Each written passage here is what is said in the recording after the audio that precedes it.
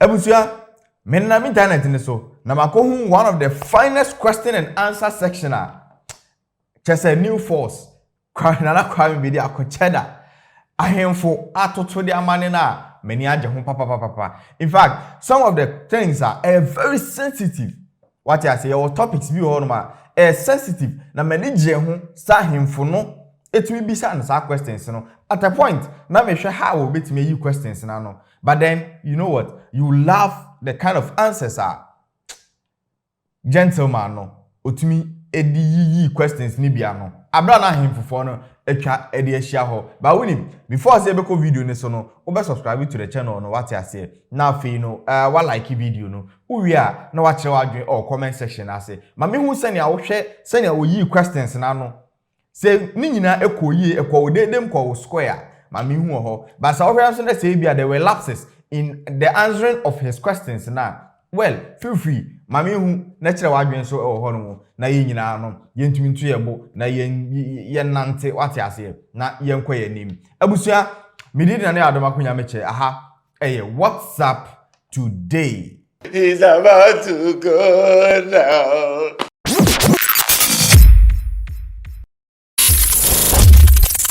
For some time now, and Kwame Bediako new force movement no, they've been on a tour. We know or say a listening tour. Now we know obora new jabbing. Na obora new jabbing no na e wose okokwaje permission e wona nanu matrankonwa ho. Enti okọ na nakwaku boaten a otoso miensa new jabbing mahene ho. Na okọ new jabbing mahene ho no e na onana ene na trankonwa. Omo eje na Kwame Bediako wa atu. No mu wiye no e na nanu mo kire ne say look yenso your questions ye pesi yebisa. Because what about there and a young to be man. Na eno ho nkomo e na mpesi yedie. Enti na odi kan sorry ye no. E na che ni say o na Kwame me your questions me ensa. Na me questions me ensa no. Mebo ne tofa. Me ne 3 in 1 amount. Ne say me bisa onso a. No ma me answer no. Na ye quick ni ato aso. Ti na odi kan e bisa ne question. Na Kwame ye ma kwa ba. Enim say this time from my bono, it's about the youth. Oh, my muna youth no. And your man ko ye ma my ana hadwin. Ti omu timi ka omo hu bom. Na omo hu ni omo so omo hwehwe a. Na mpanifo ti a aya na eye. More questions be 3 in 1. My may sure say why crado. Ni edi kan no. Eye sesei ahemfo aye organ ha. Ahemfo nyina 1992 constitution agye tumi a nanka eno na yedibu oman na ansampo na democracy na eba oma chechire yense guachi. They take decisions and come and tell us without allowing us to be part of the decision making body. It is a nyame ya wadom na utimi be wini elections na obey your mampania e kwan be na wode nanano ebefaso na yenso yensa kasa to me na ye won ya boy nation building. And here my question number 1. Question number 2. What is your position on the LGBTQ? Simple. Question number 3.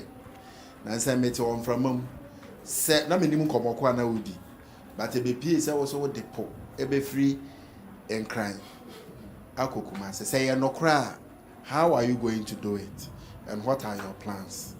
And now, that's it. That's right. Very nice questions. Very sensitive. The first question has to do with what obeye is answer when it comes to chiefs and politics and based on the 1992 constitution, no chiefs. In fact, they don't even have the voice when it comes to politics. Because the National House of Chiefs. Because the chiefs also have reps and all that. They don't have direct access to politics. And so, in a way, no, yeah, you should understand. Which is also one of the sensitive things just when it comes to Ghana and how our governance I for some very sensitive. Well, they had the balls to ask, and that makes me very happy, Ankasa. Yes, I say, to me, some year.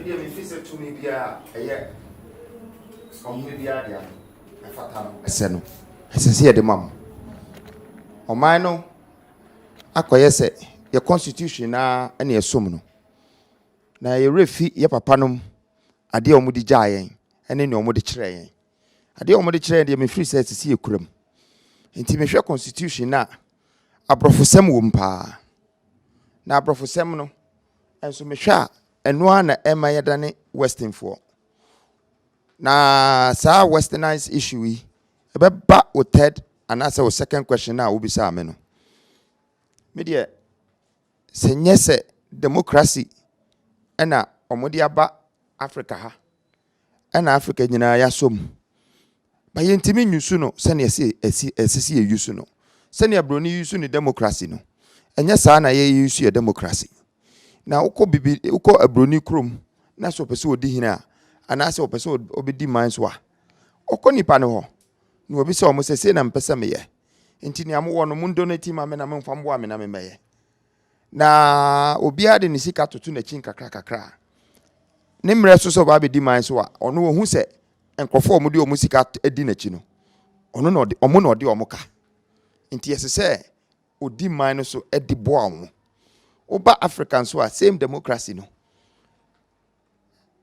obi pese odi man so a okọ nipa ho no aka kiro se jisika na fa akokromoti kosi paper so mame enti so nipa kro no o ma osika na oto sunsum na o de kokromoti kosi paper ne so a na ono so be di man so a sa on so de ne ka enti ono so be gi ne sika no times 1000 na de we ya de a ye betra ho se ye hwe ama ye man fo aka se ye democracy na ye corruption ene ye de ye democracy enti sa corruption na empanyufo ne ahemfo so omo okroma so atena wa hwe no eno na aba afedie esan wo ye no because as say ye empanyufo ene ahemfo ene regional leaders opinion leaders eno ma bi wo ho a as say ye timi stop no because so bia obeda down se kokromoti se ni ho a wonsa we nyina anya adwuma obatem skra wontimi mfam bie onyankopon ni mare consenti odi ama wo no bi be ka kire se me ma wo sika ntifa kokromoti ni sisi bibi so a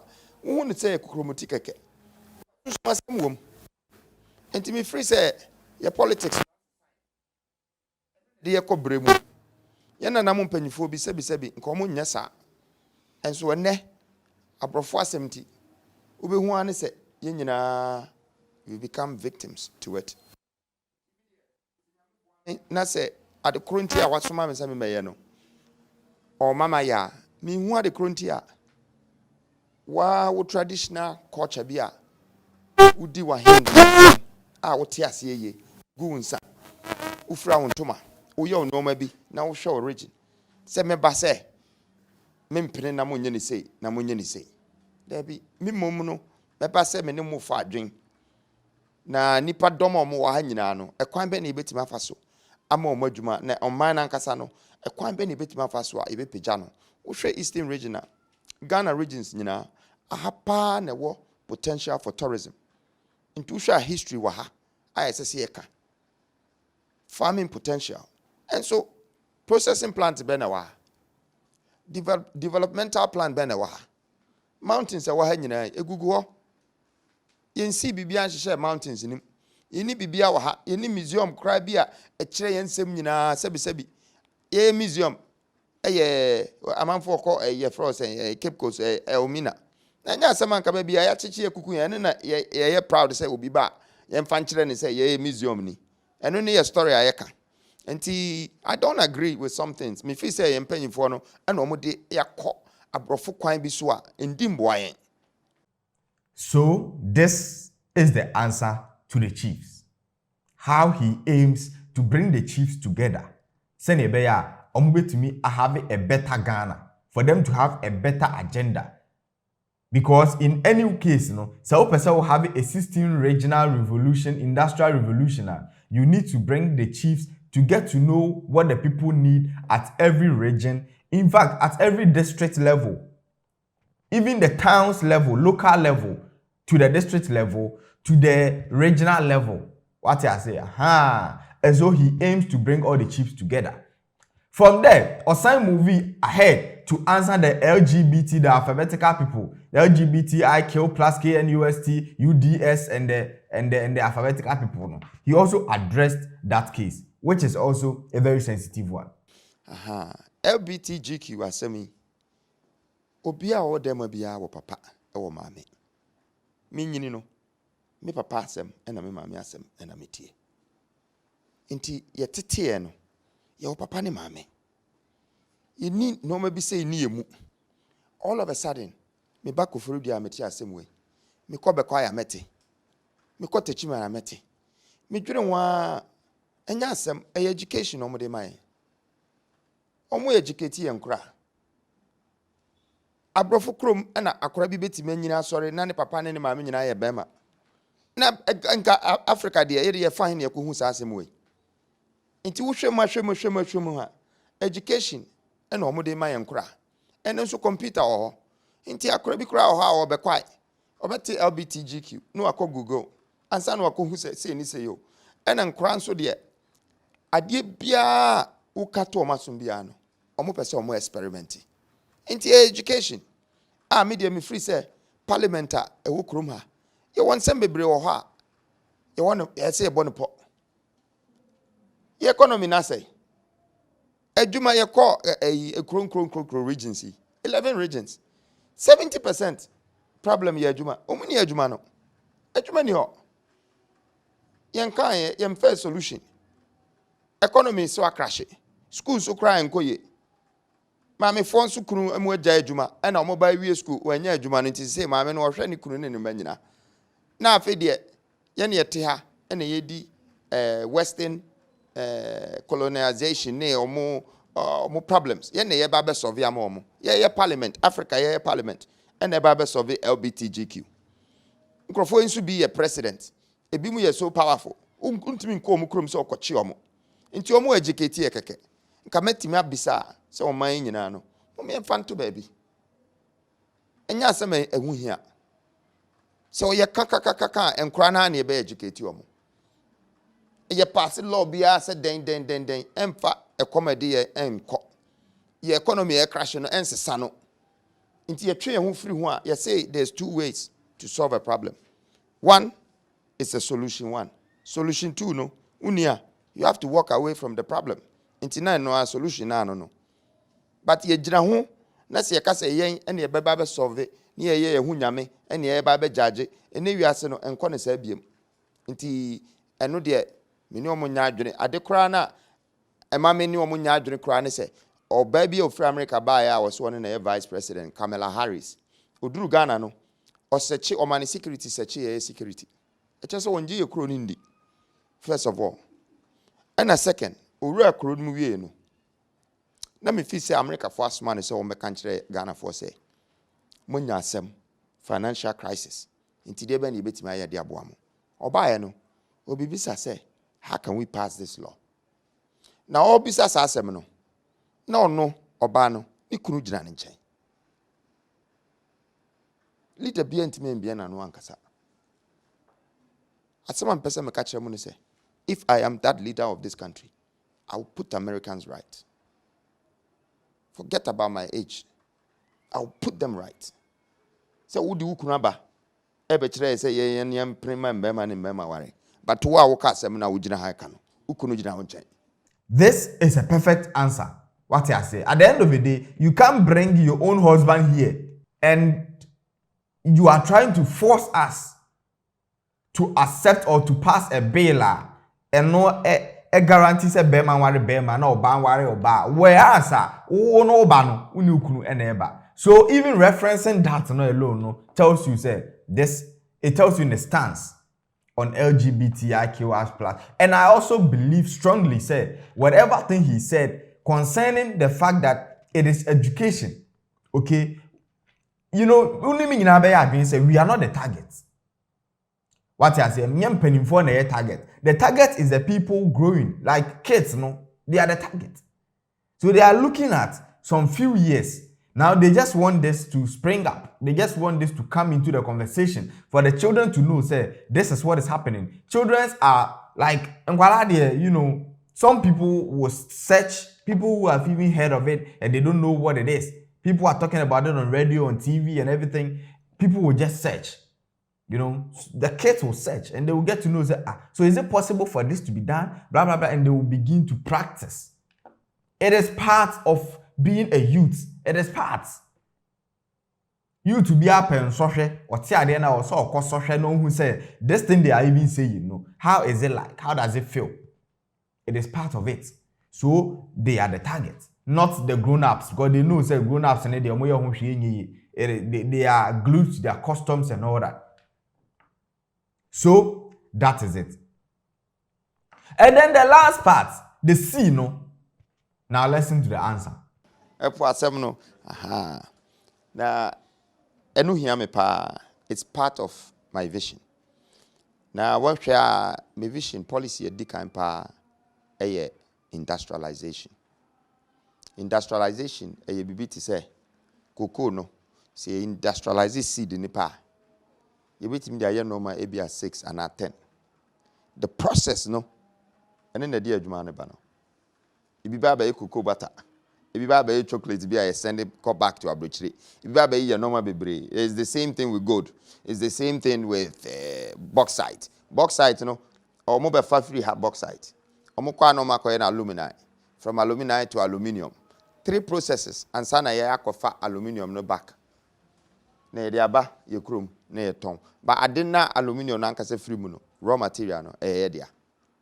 Ti akwete se wa wo ba. Na obi abefa no. Na ode na koye bibia ma na akora na nya sika ye. Okwa ne ama akakra bi. Na ni akakra na de ma okra na free ba no ho no. Wo sen tua. Sa akakra no. Sana akwete se ye minerals e wo nyina etie. Nti industrialization anam pese me ye no. Me hu say ade ba ko ahia pa logistics. Na nkofo mu wo sika ewiase ya pa ba ko Jeff Bezos logistics na oye. Dangote logistics. Nti distribution no kwan ya ofa so de be distribute ni normal. Nti se yakwa industrialization dia na me hu say etese ye pe kwan a ye betimi a transport ye normal. Na me hwa nsuo ade ba ko a yen connect ye. Over 100 years, leaders in Abako. Oman dwene da. Say a secret be a yen na mudie giant. Say yen connect yen so. Ti me hwa River Pra na da hoy. Me hwa River Oti na da hoy. Ni nyina wo Kumase. Kwan so. Wo hwe kwan na e connect to Cape Coast Sea. Me do Tachiman so. Eni se we aso e wo Otano. Otano no kwa kosi Ivory Coast border. Any Ghana share border. Epunini. Ye bie sanso we near the tutuma. Lake Volta Lake. Ebi kwa kodu tamale. Ebi suba any Ashanti share border. Before say omo de Bono region ebeka etie free Ashanti hono. Na ade yenso yi ene ye na hyebo. Ye bie sanoma we nyina. The beginning of a new development and American. Since we be a share and so be a yaware, Omaware, Omunya Warren Swa, Ubo say Abaya Quine, Nipa Fasu UC. Then no be near Digu farming, and no be near the and Sonum, and no be and a YCC and dine for fraud one chain into new community. I'm sure you cry 20 years, main road ya umi. A onipam for hobby. Ube one say a chrono at a in a different way. Intermediate a vision na mede mamu. Enye se bia me kwa tipo. Efiri Accra na masesa de abegu Kumase. Eye dredging. Omo ye. Oma ye o America. Oma ye o Dubai. Oma ye o Germany. Oma ye o England. Oma ye o Egypt. Before nkwa eduru yeso a. Yes ye ntimi nya hwe. Agi so obi fufura ba be ye. Se bruni na ka asem ya. Nka the whole Ghana ebeka se abrofo se omo ba be dredge yensuwa amapu abeto. Na se ye Ghana ni beka no. Ye chacha kra na ebe ye din se anhwa ye beto. Because ye Ghana ni na aye. Ana se gina ye njindi. But me hwe ye na me hu se border bia from Ivory Coast to Togo to Benin to Nigeria semi border to Cameroon. Me hwe writer ni nyina epo na da ho no. Nti broni kra obe ye borders no. Ade na oye to nsuo nche. Nsuo no life power wom bibi wom Ghana connect yensuo bia me free say mu nyina mo be me aboa nsuo ewo eastern region ha ebi dako wuachi ebi dako for ebi daba bi bebre ye sha se connect ya ye kuro no ebe sesa ti enu ntia na ema me hu se asanteman mu si etimi bie nsuo to ho na ebie railways to ha e kuro na bie kosa asanteman ewo kuro ni to ba san hemfimfi Cape Coast wa ha Accra wa ha wohwehwe a connect into Eastern Corridor and Western Corridor needs to be developed. And me buy say me baba ye me vision no enye no manyina na metima gina ha aka na emom no ma hwe map na na mahu say there are opportunities, numerous opportunities at the adwuma beba at the development beba and at the empowerment in so beba that was it. And with this explanation, it tells you say the person is visionary. The person has what it takes to manage and steer the affairs of this country if given the chance.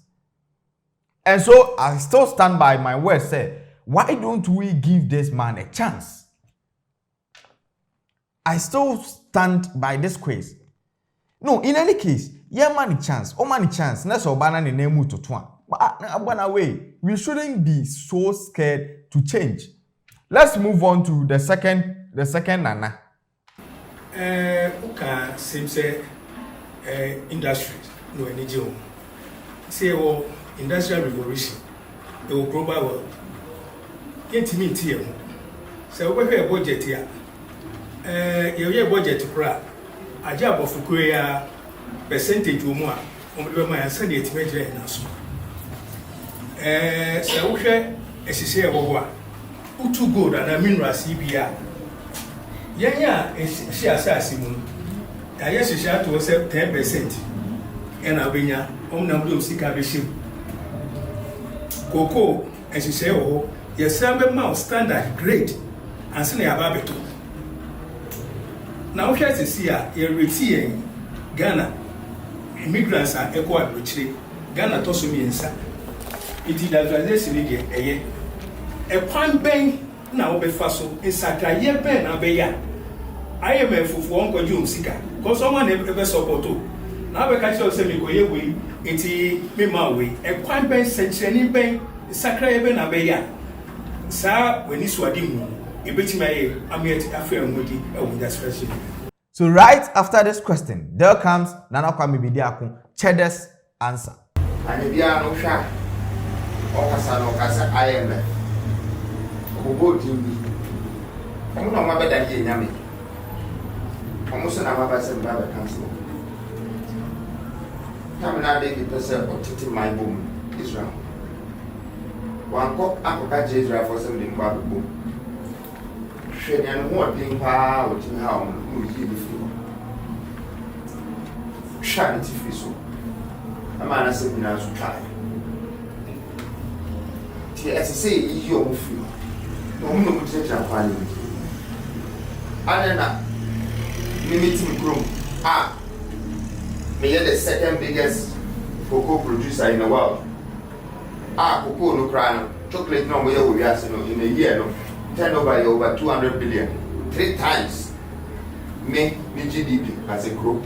And so I'm here the second biggest producer. 1 out of 30 minerals I owe we are back okay. It's bringing over 200 billion to our industry. One very different. Gold. She can be anywhere say ha. It's different any gold. She can be a papa gold. I know any other value is that. The more I want, the more your currency is stronger. If you have the reserves. The explain and watch them. Who call England or Himana Oguya.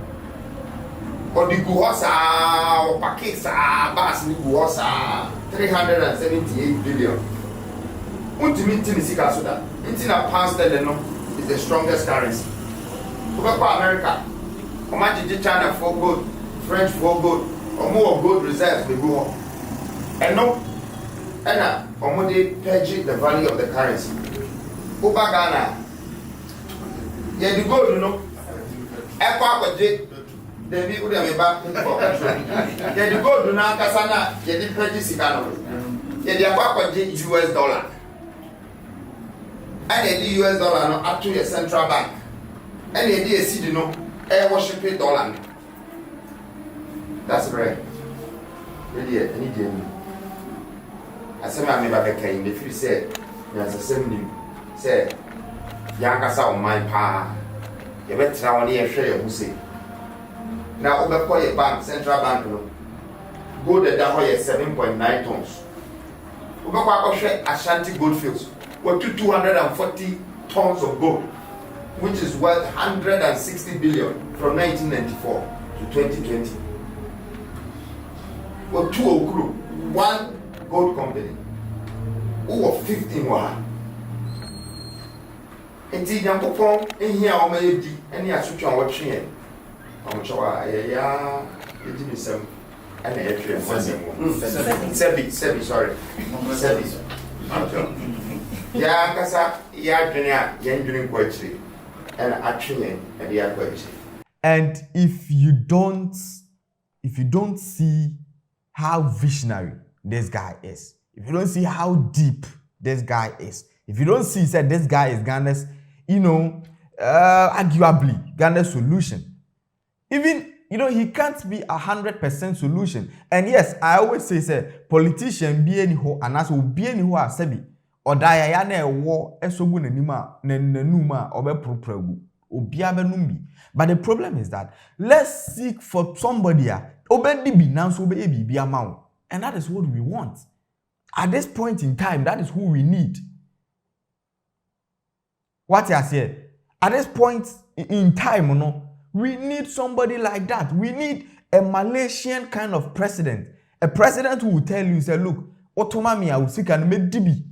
And yes, me new, me dibi ne momo me dibi no. Na me ye ukroni ye. Nti me free so no, na wo Japade, me free so no, na nkofo ba ukrom as tourists.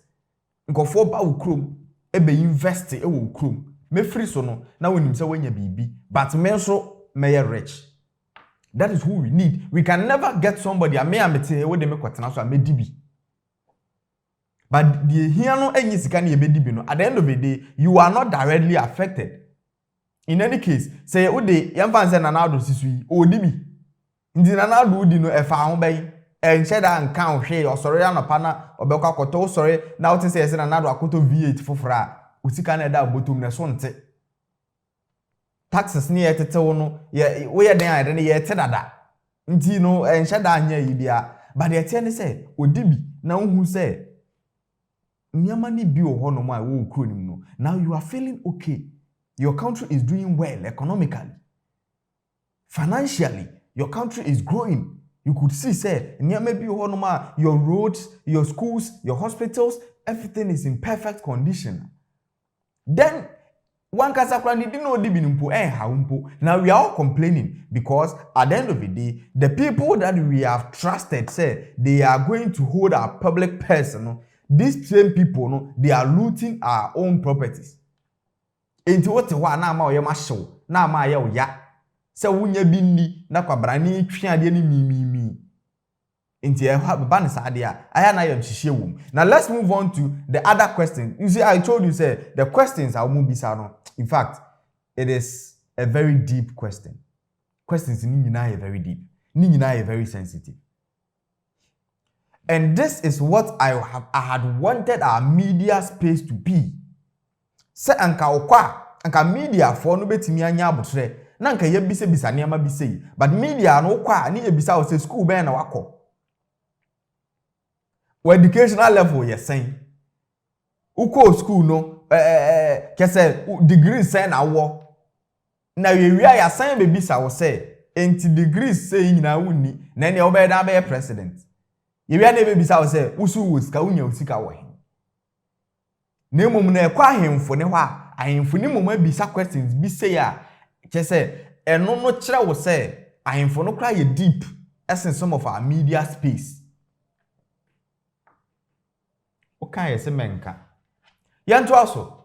Now, nana ba konsu bisa say, Ghana ha yetu oye wa ha. Na emom no bibia popra. Ye ni hwe. Enti no deal na e wo ho say, yetu oye no wa ha. Na so Ghana for krampo nim the tons of oil a you omo ye dia ma omo no consignment ye dia ma US for now say wan no mutu no ye nim the tons a omutu but ye nim an say so omutu a ye percentage e 10% no sa deal no is he going to review it and how does he even see the deal? Is it a good deal or is it a bad deal? Natural your friend nana osebo nsu sempen am to so mi yo ko hene am sanse anote hene o mi baba ya me pesa mi bisa ni say ye tu oil ewo o man mu en hihye ya ye di tu oil no uji tum say eye ana say uba obesem that's Nana Osebonsu, Mr. Meba, Mrs. Because oil, I'll be too. I'll know for 90%, now I'm at 10%. Amount of oil grab on one castle too, because I quite say, will be first I do well. Offering in area was my 5 million to be more 10%. 10% by 100,000. If you are not 10 million. But who won't that? Because one it intermediate, me person, Yankasa, you be sooner or you too. The Yankasa is sooner processing, and the Usha, I buy or honey, I'm a China for the refinery or Ghana. Yankasa refinery, oh, ya expanded ya nephew, and Yama China mean a big in refinery. Nti emana na yeton ye if you say adia ya Japan ya kasa na sisi so ya kasa na sisi kra na kra ni bia as a reason to bia ya ton mo on the retail price because I know we see to free mo on be free ho no mo refine ya ton the retail price yes yes na so muni bia no munya so be ton mo sa price na me ska that was it. Now this tells you say empanimfo na omwo krum ha no. In fact ahemfo no. You see ya chechire omunsa gomachi ene ye bo mo ye mampa. Had it not been Nana Kwame otu anamon ko ho ene omkodi nkomo a bisa ho se nka semwe nyina ehye omumu. Opportunity ben na nipa ni nya na de aba be kasa. So obie na no sisie ya ye be kasa ahemfo o ye amanyosem. Ohene ene o ye politics. So why don't we find a way you be to me involve the chiefs no other than say you be reps be ne akache omo so omo National House of Chiefs nti kakra bi na ebeko no if they are corrupt then it means that chiefs no omo opinions will never matter in our governance. Yes, so Nana Kwame Bediako oyano straightforward and that was the answer ekwohwe bae no. Now the last person now the question will be saying it was 2 in 1. Wakasapa between the Okaseni na Oyere no show with admiration. Between the Oyere when you say ideas no. But the problem is say Oshe Omaya Yomusisia youth no. A dose youth, the percentage of the youth in the country now, and almost any the force now to party out about say the new force. Ideas see how deep now okay very laudable, but here you are, youth now. They have to buy in to your ideas. Now on the carriers of the idea, on your pushes of technology, and it's animal way. They have been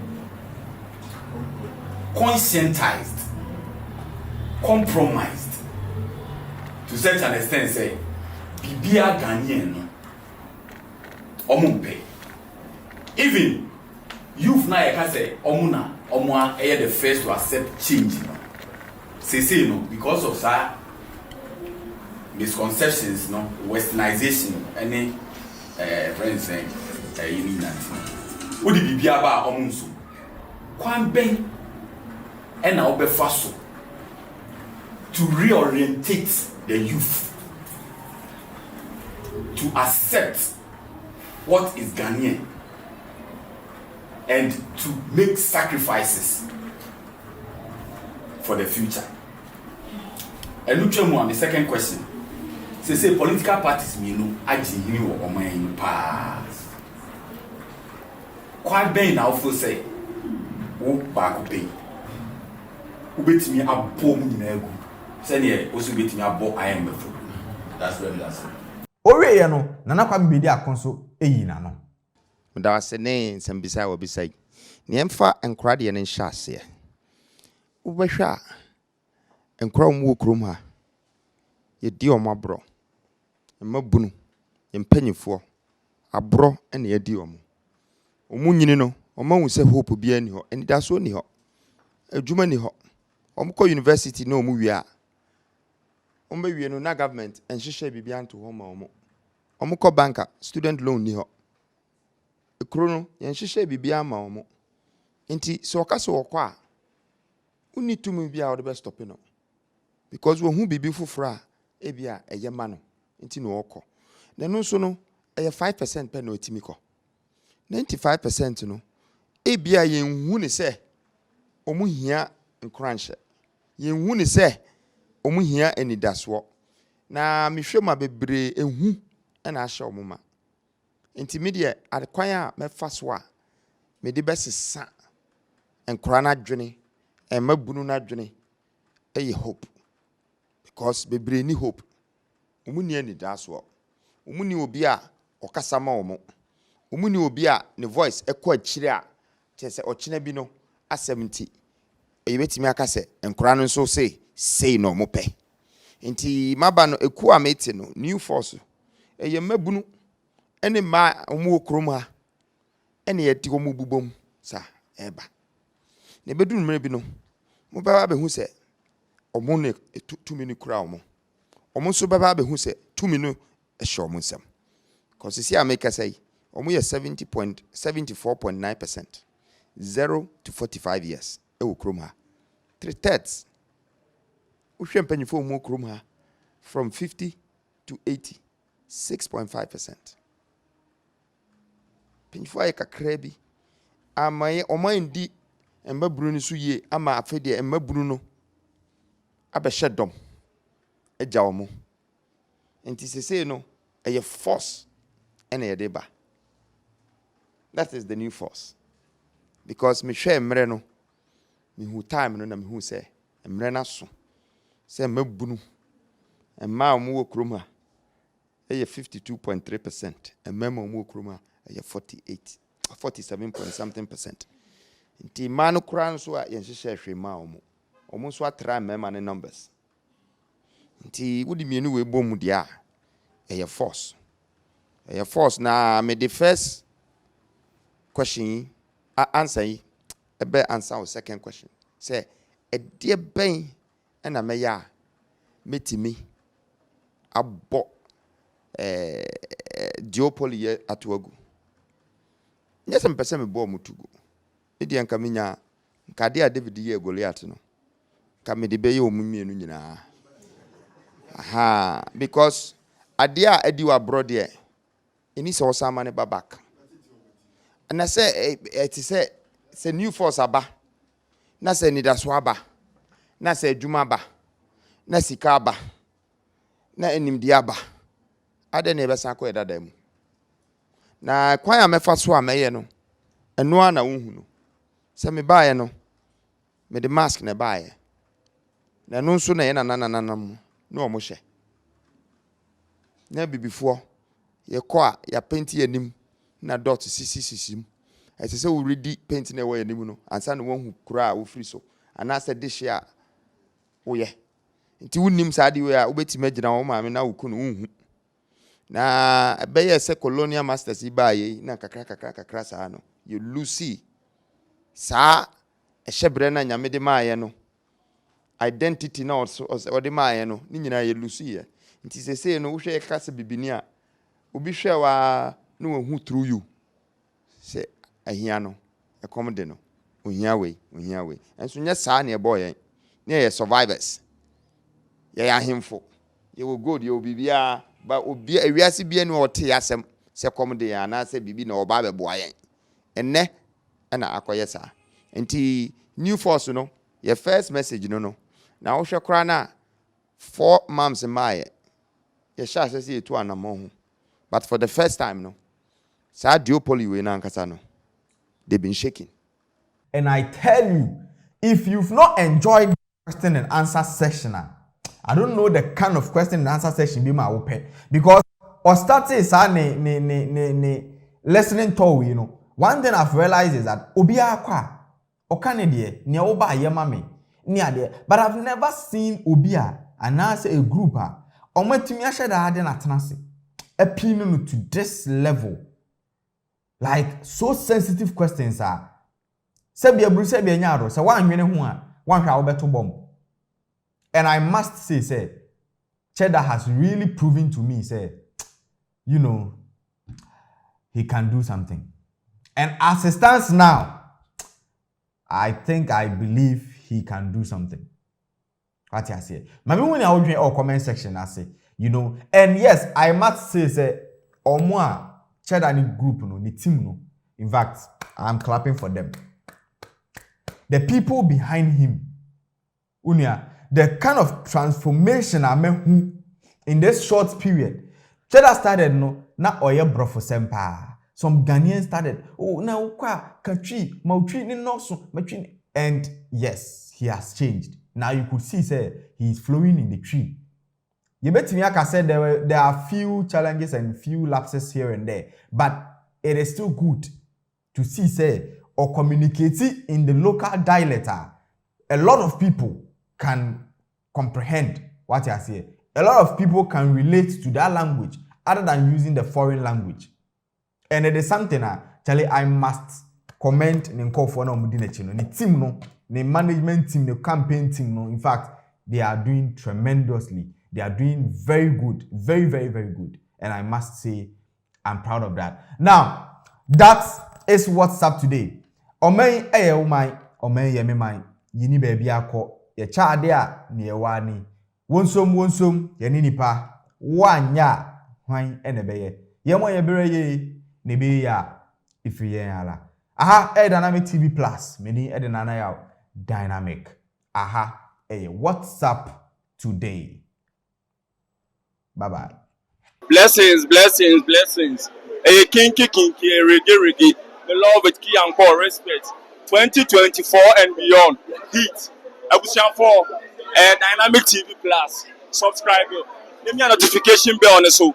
Give me all. Sinebe drop level biana obekachi ibia Dynamic TV Plus hit